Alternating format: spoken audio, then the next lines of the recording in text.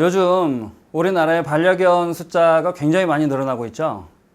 그리고 어딜 가든 강아지들하고 함께 다니는 많은 분들도 볼 수가 있고요. 근데 그 중에 대부분의 강아지들이 90% 이상의 강아지들이 실내에서 생활을 하고 있습니다. 실내에서 생활하다 보니까 생겨날 수 있는 여러 가지 문제점들이 많이 있고요. 근데 그 중에 대표적인 게 바닥의 미끄러운 환경. 이 바닥의 미끄러운 환경이 강아지한테는 굉장히 위험할 수 있다는 것입니다. 여러분들도 잘 아시겠지만 주변에서 실내에서 생활하는 강아지들 때문에, 반려견들 때문에 우리 아이가 불러도 오질 않아요. 슬개골 탈구인가 봐요. 또는 우리 아이는 하루 종일 하우스 안에 있어요. 심지어는 지난번에 왼쪽 다리 수술했는데 이번에 또 수술해야 돼요. 이런 말씀 하시는 분들 심심찮게 들으실 겁니다. 이게 바로 실내의 미끄러운 바닥 환경 때문에 일어나는 상황들입니다. 여러분, 하루 종일 집에만 있어야 되는 반려견이 얼마나 힘들겠습니까? 실질적으로 우리가 생각하는 것보다 바닥이 굉장히 미끄럽습니다.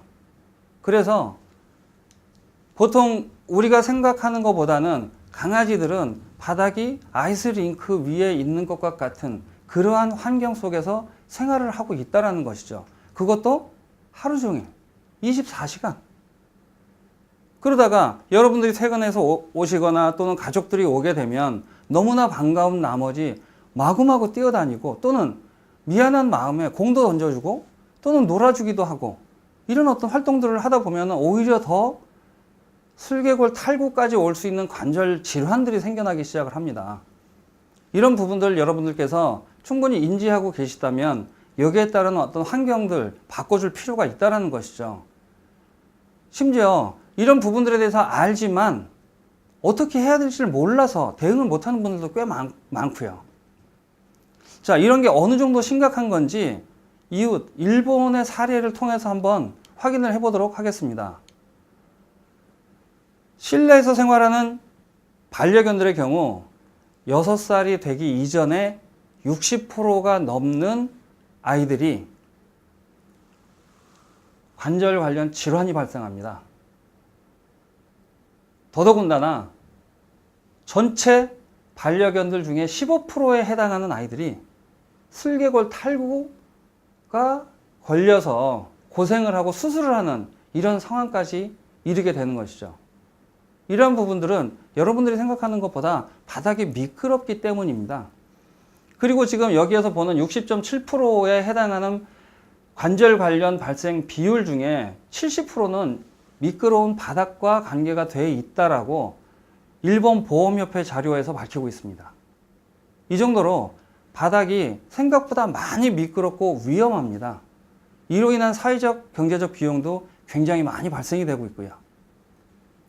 그러면 이러한 환경이 어느 정도 어떻게 미끄러운지 일단 동영상을 한번 보시고 말씀을 나누겠습니다. 자, 여러분 어떠세요? 아이가 공 잡으려고 달려가는 그 모습, 쭉 미끄러지는 모습 제대로 보셨죠? 이게 실질적으로 늘상 일어나고 있는 일입니다. 이런 것들이 이 아이는 공을 잡겠다는 마음으로 즐거운 마음으로 달려가지만 멈추려고 할 때 계속 멈춰지지 않고 미끄러지다 보니까 관절에 계속적인 무리가 되는 거고요. 이게 쌓이다 보면 실질적으로 관절 질환을 앓게 되고 또는 미끄러운 데서 점프를 한다든가 뛰어내린다든가 이로 인해서 관절 질환도 생기고요. 점프를 또 미끄러운 데서 많이 하다 보면 슬개골 탈구가 오는 경우도 허다한 것이죠. 이런 부분들을 우리가 실질적으로 주변에서 또 많이 보고 경험하고 있음에도 자각하지 못하는 이런 부분들도 있고요. 그래서 여기에 대한 환경, 주거 환경을 바꿔주지 않으면 이 아이들이 건강하게 생활할 수가 없다는 것이죠.